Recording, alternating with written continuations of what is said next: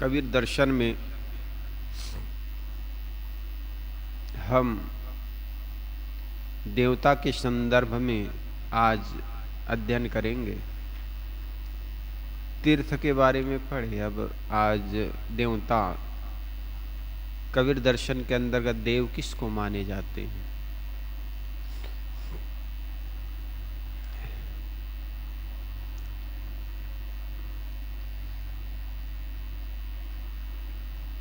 ऋग्वेद के प्रथम मंत्र की व्याख्या करते हुए यास्क मुनि कहते हैं, जो देता है वह देवता है, जलाता है वह देव है, जो प्रकाशित करता है वह देव है, अथवा जो आकाश में रहता है वह देव है। वस्तुतः वैदिक काल में आकाशाचारी सूर्य, चंद्र, तारे आदि को देव कहा जाता था। अग्नि को देवता कहते थे, इसलिए ऋग्वेद की शुरुआत भी अग्नि की प्रार्थना से शुरू हुई। यज्ञ के पुरोहित दीप्तिमान देवों को बुलाने वाले ऋषियों और रत्नधारी अग्नि की मैं स्तुति करता हूँ। अतएव अग्नि ऋग्वैदिक काल में प्राकृतिक पदार्थ ही देवता के नाम से जाने जाते थे। सर राधाकृष्णन लिखते हैं, मानव मस्तिष्क रूप कारखाने में मानव देवमाला के निर्माण की पद्धति ऋग्वेद में जैसी स्पष्ट देखी जाती है, वैसे अन्यत्र नहीं मिल सकती। हमें इसमें मानवीय मानस की एक प्रातःकालीन स्वाभाविक नवीनता एवं उज्ज्वलता मिलती है, जो अभी तक पुराने रीति रिवाजों और नियम परिपाटी में मलान नहीं हुई थी। विचारधारा के इतिहास में प्रारंभ नाम का कोई विषय नहीं होता, इसलिए कहीं कहीं से तो हमें चलना ही होता है। वैदिक देवताओं के प्राकृतिक शक्तियों से साम्य स्थापित करने के समय से ही हम प्रारंभ कर सकते हैं और निर्देश कर सकते हैं कि किस प्रकार शनय शनय उस प्राकृतिक शक्तियों को भी साधु वृत्ति एवं अति मानव सत्ता का रूप दे दिया गया। वैदिक सूक्तियों के प्राचीनतम ऋषि प्राकृतिक दृश्यों को देखकर अपने सरल स्वभाव के कारण अनायास ही अत्यंत प्रफुल्लित हो उठते थे। विशेषकर कवि स्वभाव होने के कारण उन्होंने प्राकृतिक पदार्थों को ऐसे प्रगाढ़ मनोभाव और कल्पना शक्ति द्वारा देखा कि उन्हें वे आत्मा की भावना से परिपूर्ण प्रतीत होने लगे। वे प्राकृतिक प्रेम से अनभिज्ञ थे।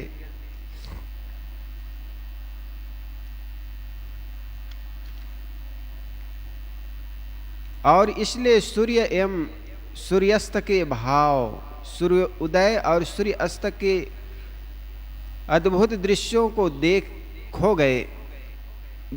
में खो गए, क्योंकि वे दोनों ही रहस्यमय प्राकृतिक घटनाएं हैं जो आत्मा को प्रकृति के साथ जोड़ देती है। उनके लिए प्रकृति एक जीवित सत्ता थी जिसके साथ में प्रेम संबंध जोड़ सकते थे। प्रकृति के कुछ उज्जवल स्वभाव एक प्रकार से द्योलोक के ऐसे झरोखे थे जिसमें से देवी शक्ति नीचे के ईश्वर विहीन जगत को झांकती सी प्रतीत होती थी।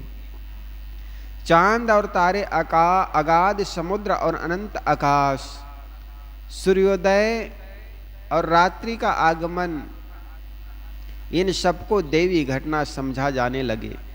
वैदिक धर्म का प्रारंभिक रूप इसी प्रकार की प्रकृति की पूजा था। आगे चलकर माता को, पिता को, आचार्य को और अतिथि को देवता माना गया। इस प्रकार उपनिषद के ऋषि सबसे पहले देव किसी को माना तो उन्होंने 4 देव का वर्णन किया, माता, पिता, आचार्य और अतिथि। मातृदेवो भव, पितृदेवो भव, आचार्य देव भव, अतिथि देव भव। और देवता का अर्थ है वे देने वाले। जैसे 3 देवों की कल्पना वर्तमान में लोग करते हैं, ब्रह्मा, विष्णु और महेश। ब्रह्मा को माना जाता है सृष्टि की रचयिता, जन्मदाता, विष्णु को पालनहारा और शंकर को तारनहारा। दुनिया में कोई ब्रह्मा विष्णु को देखा हो या ना देखा हो, लेकिन जिस माँ ने उनको जन्म दी है उस माँ को तो वे जानते ही हैं, देखे भी हैं। जिस विष्णु ने पालन किया उसको जानते हो या ना जानते हो, लेकिन पिता ने उनके लिए धन अर्जन किया, पालन पोषण किया, उनको तो वे देखे हैं। और संहार करते, किसी प्रकार से दोष दुर्गुण को निकालने वाले शिव जी को ना जानता हो, लेकिन एक गुरु जो उसको सन्मार्ग दिखाता है, सतपथ दिखाता है, जो दोष दुर्गुणों को निकालने की बात कहता है, उन गुरु को उन्होंने देखा। और वही शरीर को हमारे माँ ने जन्म दिया, पिता ने पालन पोषण किया और गुरु ने हमारे दोषों का हरण किया। इसलिए तीनों देवता माता, पिता और गुरु में व्याप्त है। और इस धरती तल का ये त्रिदेव है। ब्रह्मा, विष्णु, महेश तो एक काल्पनिक देवता है, कल्पना की गई है। लेकिन जिस माँ बाप ने और गुरु ने जन्म, पालन और संहार किया, उस गुरु को तो हमने साक्षात देखा है। इसलिए ऋषि के, वैदिक ऋषि कहते हैं ये माता, पिता और गुरु सबसे पहले इन्हीं लोगों को गुरु माने गए। यद्यपि वे लोग प्राकृतिक शक्तियों को एक चमत्कार ढंग से वे उनको देव मानते थे, लेकिन बाद में धीरे धीरे धीरे आगे बढ़ते बढ़ते काल्पनिक देवी देवताओं को खड़ा करना शुरू कर दिया। लेकिन हकीकत है सदगुरु कबीर के विचारों में घट घट में निवास करने वाला चेतन ही देवता है। अतएव साधारण ढंग से कहे तो संसार में नर नारी ही देवी देवता है। वे ललकार कर अतएव कहते हैं, हे सामर्थ देव, तो राम को अपने से पृथक मानकर क्या राम राम की रट्टा लगा रहा है। राम नाम का सेवहु बौरे, दूर ना ही दूर आशा हो, और देव का सेवहु बौरे, ये सब झूठी आशा हो। तुम माता पिता और गुरुजनों को छोड़ करके और राम की क्या रट्टा लगा रहे हो। राम तो तेरे घट में बसने वाली आत्मा तत्व है, और उस राम से इसलिए दूर हो क्योंकि तुम्हारी आशा, तृष्णा, कामना, इच्छा से तुम घिरे हुए। किसी उर्दू के शायर ने कहा ना कि मैं तो खुदा था, लेकिन सिर से पैर तक दोषों से लिपटे के कारण मैं गुलाम बन गया। आदमी देव ही है। कहा जाता है एक बादशाह, मुस्लिम बादशाह था, सुबह नमाज करता, 5 बार दिन में नमाज करता। एक दिन कोई संत फकीर उनके दरबार पर आ गए, उनके राज्य में घूमने लगा, कहने लगा मैं खुदा हूं, मैं खुदा। लोग राजाओं तक शिकायत करने लगा, राजा के पास जाकर शिकायत करने लगा, राजन एक फकीर आया है, वे अपने को फकीर नहीं बल्कि वो राजा अपने को खुदा मानता है, कहता है मैं खुदा हूं। उस फकीर को पकड़ के लाया गया, राजा के सामने, सम्राट के सामने खड़ा किया गया। सम्राट ने पूछा बता तू कौन है। फकीर ने कहा मैं खुदा हूं, मैं खुदा। सम्राट ने उसको जेल में डाल दिया। उन्होंने कहा 10 दिन जब जेल में कटघरे में बंद रहेगा तो पता चल जाएगा ये खुदा है कि बंदा है। 10 दिन उनको बंद रखा गया, फिर निकाला गया, फिर पूछा आप कौन हो? फिर कहता है मैं खुदा हूं। सम्राट ने बढ़ा दिया इनको, अब 20 दिन सलाखों के बीच बंद रखो। 20 दिन बंद रखने के बाद पुनः निकाला और खड़ा किया गया। तो पूछा गया, राजा ने पूछा बता अब कौन हो? उन्होंने कहा मैं खुदा हूं। सम्राट ने फिर बढ़ा दिया, 1 महीना इनको बंद रखो, दिमाग शायद ठिकाने लग जाए। और ख्याल रखना बार बार इसको निकाल करके यहां सामने प्रस्तुत करने की जरूरत नहीं। जे जिस कटघरे में वे रहे वहीं पर जाकर पूछ लेना तुम कौन हो, और ये कहे मैं बंदा हूं तो निकाल करके ले आना। अगर खुदा हूं कहे तो इसको कभी निकालना मत, वहीं सड़ने देना। ले गए, कटघरे में डाला, 1 महीने तक बंद रखा गया। 1 महीने बाद सम्राट ने सिपाहियों को कहा जाकर उनसे पूछो, और कहे बंदा हूं तो ले आना। गया उनके पास, उस फकीर से पूछा अच्छा फकीर ये बता अब तुम कौन हो? उन्होंने कहा मैं बंदा हूं।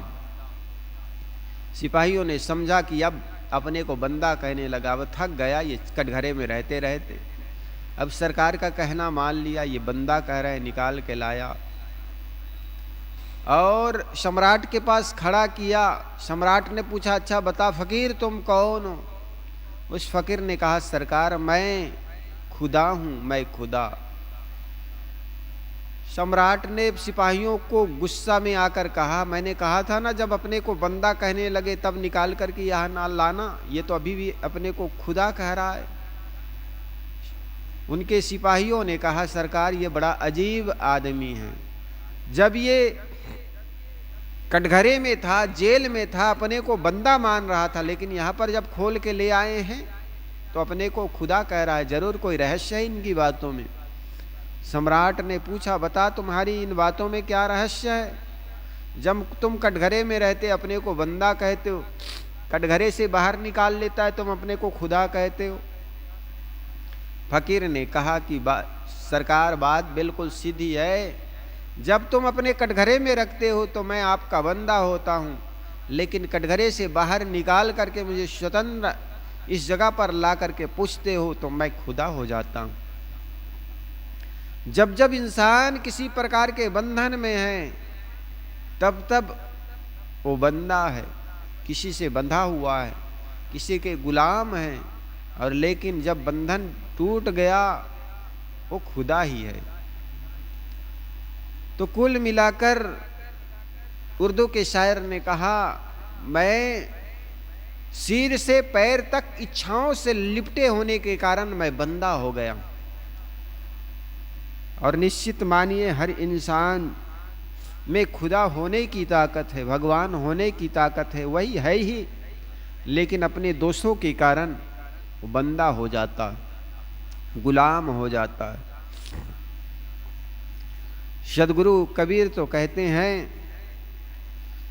हे पगले सोने घर का पाहुना जिस प्रकार अनादर होकर के लौट जाता है, इसी प्रकार तूने पाप कटने के लिए स्नान नार्थ बहुत तीर्थ बनाए, पूजने के लिए बहुत देवता और संसार सागर में तरने के लिए राम नाम का जहाज, परंतु हे पगले तू बिना विचार किए डूब गया। स्वरूप देव आत्मदेव को जाने बिना सब प्रयास निष्फल गया। देवता के नाम पर बलि चढ़ाने के बहाने जो लोग जीव हत्या करते हैं वे घोर अंधकार में पड़े हैं। आज के उन्नत युग में देवता के नाम पर जीव हत्या की परपाटी समाप्त नहीं हुई। सदगुरु कहते स्मृतियों में हिंसा विधायक वचन सबको प्रिय लगते हैं। ऐसे लोग हृदय में वास्तविक की परख तो करते नहीं और निर्जीव जड़ देवी देवताओं के सामने तथा जड़ क्रियाएं बाहुल्य यज्ञों में जीते जी प्राणियों की हत्या करते हैं। इनकी आंखों से सूझता नहीं। अरे नाराधम, मिट्टी पत्थर आदि के देवी देवता बनाकर और उनके सामने पशु पक्षियों को काट काट कर चढ़ाता है। यदि तुम्हारा सच्चा देवता है तो खेत में चरते हुए पशु पक्षियों को क्यों नहीं खा लेता है? इस प्रकार के साहब ललकारते हैं। जो तोहरा है साचा देवा, खेत चरत क्यों न लैया जी। माटी के कर देवी देवा, कांटी कांटी जीव दैया जी। जो तोहरा है साचा देवा, खेत चरत क्यों न लैया जी। अगर तुम्हारे देव सही हैं तो तुम्हें ही बलि क्यों मांगता है? तुम्हारे खेतों को हानि पहुंचाने वाले जानवरों को भी वो ले सकता था, लेकिन आदमी जीव के लंपट बना हुआ है। अपने जीव के स्वार्थ के वशीभूत होकर के निरीह प्राणियों को बलि चढ़ा देता है, ईश्वर के नाम पर, भगवान के नाम पर, देवता के नाम पर। पृथ्वी जल अग्नि वायु आकाश पेड़ पत्थर नदी आदि में देवत्व की कल्पना करने से मनुष्य में जड़ता अज्ञानता और भ्रम को स्थान मिलता है। ये सब देवता नहीं, जड़ पदार्थ है। काली भवानी दुर्गा चंडी तथा अन्य नाना कल्पित देवता मनुष्य के मिथ्या भ्रम है। ये समय समय पर मनुष्यों द्वारा कल्पना में गढ़े गए और जैसे आजकल संतोषी माँ, संतोषी का कोई इतिहास नहीं, सिनेमा वालों ने संतोषी को बढ़ चढ़ करके बना दिया। आज मिथ्या संतोषी के मंदिर बन गए, व्रत हो गए तथा उनकी कथा कही जा रही है। मनुष्यों को झूठे देवी देवताओं में इसलिए श्रद्धा हो जाती है कि उनकी पूजा में श्रद्धा रिद्धि सिद्धि पाने की झूठी कल्पना है। खेद है संसार में नदी पेड़ पहाड़ पत्थर अष्ट धातु कष्ट काठ गोबर मिट्टी आदि जड़ पदार्थ देवता बन गए, परंतु इन्हें देवता बनाने वाला मनुष्य जो देव का देव है तुच्छ ही न बना रहा। वह इन नदी पेड़ पत्थरों के सामने घुटने टेक कर गिड़गिड़ाता ही रहा। वस्तुतः हमारे घर में माता पिता भाई बंधु आदि मनुष्य मात्र प्राणी मात्र देव चेतन देव है। उनका साक्षात्कार करो। गुरुजनों संतों एवं पूज्य जनों को देव समझो, इनका साक्षात्कार करो, इनका सत्कार करो। अनंत परम उपास्य तुम्हारा अपना चेतन स्वरूप ही परम देव है, आत्मा ही परमात्मा है।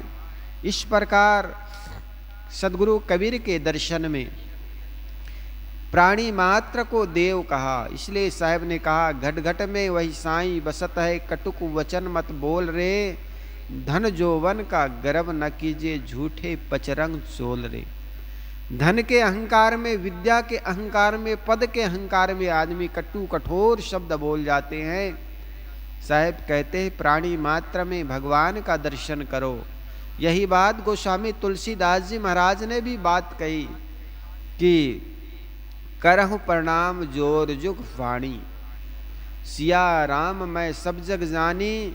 करहु प्रणाम जोर जुग वाणी, मैं संसार के समस्त स्त्री और पुरुष को सीता और राम की भांति मान करके उनको दोनों हाथ जोड़ करके प्रणाम करता हूँ। और यही बात तुलसी सतसाई में उन्होंने लिखा, कहत सकल घट राम मैं तो खोजत कही काज।